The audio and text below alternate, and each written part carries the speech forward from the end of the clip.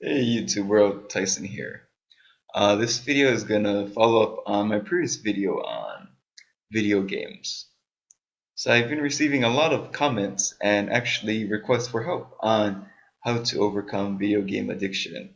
And I'm very glad to receive all these comments. And I'm glad that my videos are having an impact on some people.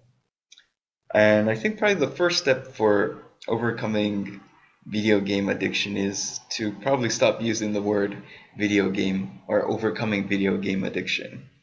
I don't think it's something you overcome very quickly.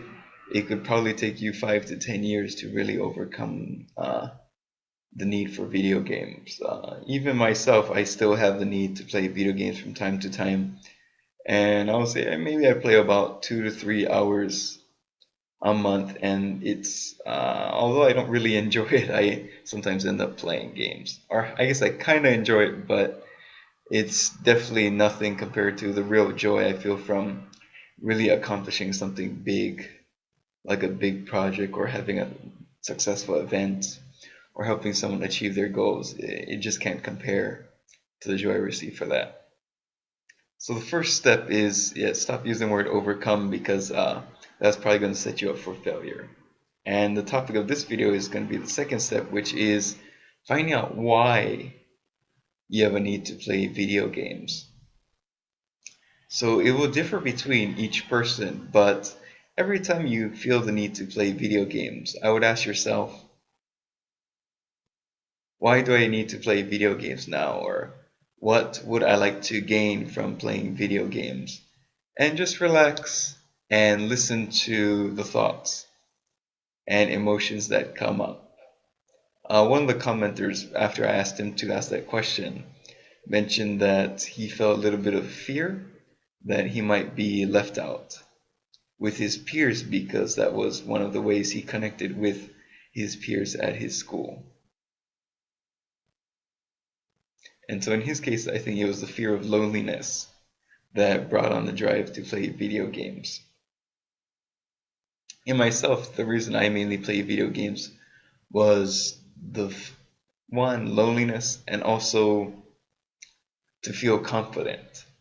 I was often criticized by my parents for being stupid, incompetent, being unable to do anything right, and they were very harsh and heinous in their treatment of me with their negative criticism. And my way of escaping that negative feelings of self-hatred, self-doubt, was to play video games where I had complete control of my environment.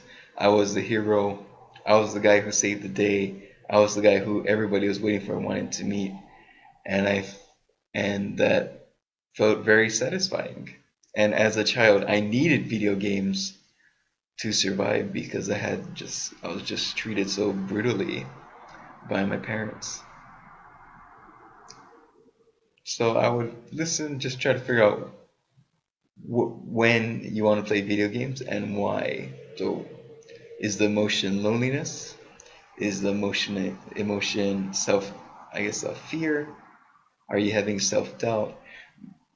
You to overcome, I guess, to reduce your need to play video games, you really need to discover why you play video games.